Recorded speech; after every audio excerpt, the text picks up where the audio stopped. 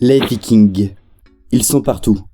De la série Viking en 2013 à la série Valhalla en 2022, de Vic le Viking à Assassin's Creed, du Seigneur des Anneaux à Game of Thrones, les Vikings envahissent peu à peu la culture anglo-saxonne. Et pourtant, il y a de cela 1200 ans, les Vikings étaient la bête noire des Anglais, au point qu'ils les considéraient comme des démons venus des terres de glace. Alors comment peut-on expliquer cette révolution culturelle du monde scandinave, qui s'apparente à une nouvelle invasion viking? Salut, c'est Culture en résumé. Aujourd'hui, je vais t'expliquer l'origine d'une face cachée de la culture anglo-saxonne. Comme tu le sais, cette culture anglo-saxonne est celle des Britanniques, puis celle des Américains ou encore celle des Australiens. En fait, on la considère comme la culture dominante de notre monde. Alors comment peut-on expliquer qu'un peuple de barbares nommé Vikings soit devenu un pilier de cette immense culture? Les Vikings. Torse nu ou vêtus de fourrures animales, armés d'une hache et de leurs poings, et naviguant sur un effrayant drakkar alors qu'il fait moins 20 degrés, c'est comme ça qu'on imagine tous les Vikings. Et il faut le dire, c'est pas complètement faux. En fait, ce caractère sauvage est issu de leur mode de vie. Il faut savoir que la Scandinavie est une des terres les plus hostiles à la vie humaine.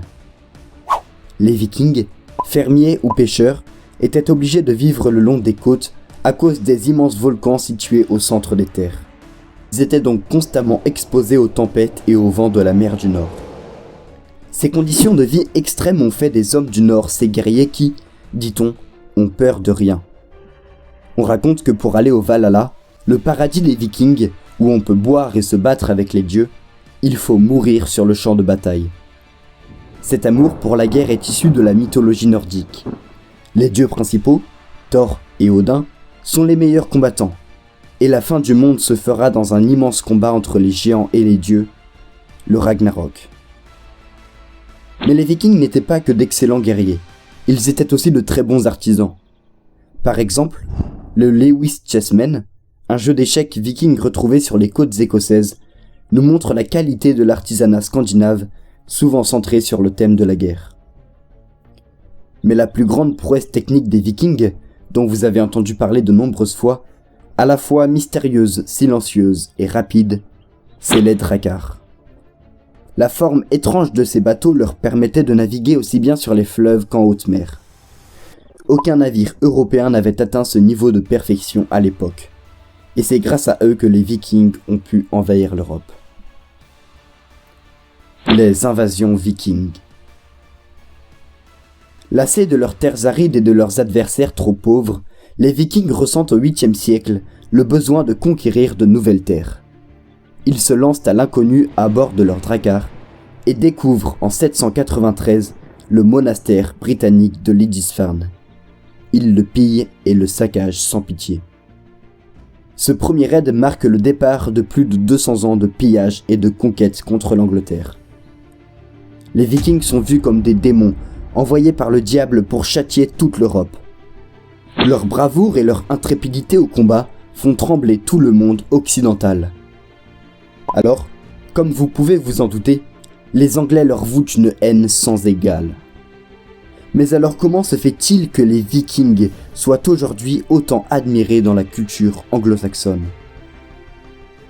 En fait, il faut comprendre que ces deux cultures si différentes se sont assimilées au cours des siècles, et ce grâce à deux facteurs. Premièrement, les Vikings étant d'excellents artisans, ils ont su établir des liens commerciaux avec les marchands britanniques par la vente d'artefacts manufacturiers ou encore de matières premières comme les peaux de bêtes. Mais surtout, cette assimilation s'est faite grâce à la religion. Je vous explique.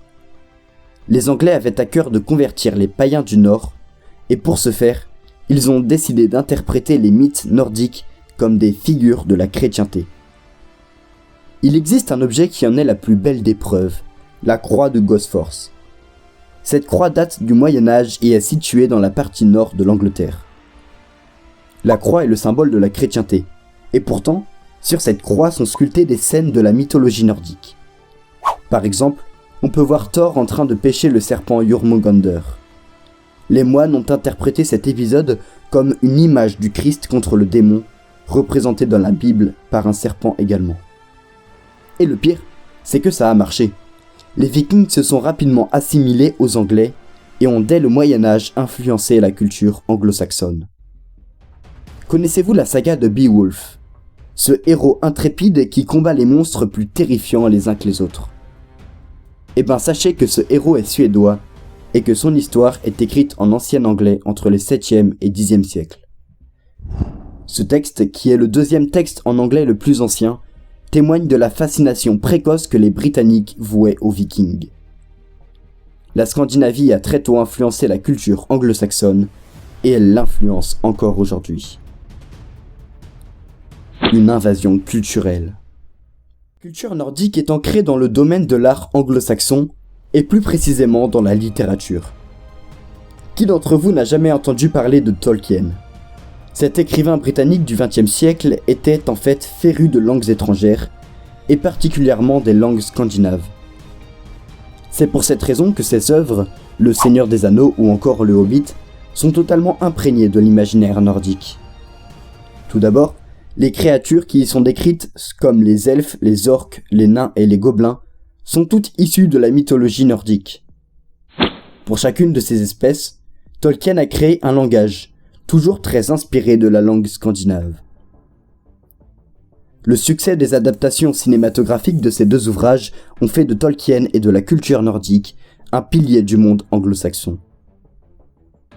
En fait, peut-être l'avez-vous déjà remarqué, mais l'univers viking a envahi les écrans, que ce soit dans le cinéma, le jeu vidéo ou les dessins animés.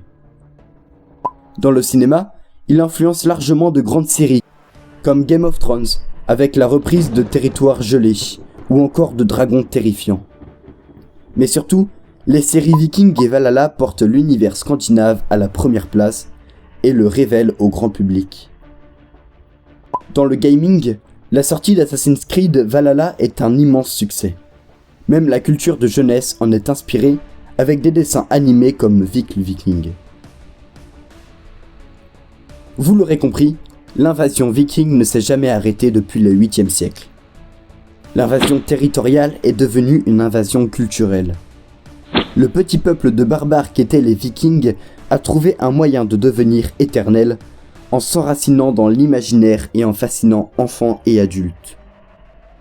N'oublie pas de liker et de t'abonner si tu as aimé cette vidéo, partage-la à tes amis que ça intéresse. C'était Culture en résumé, à bientôt.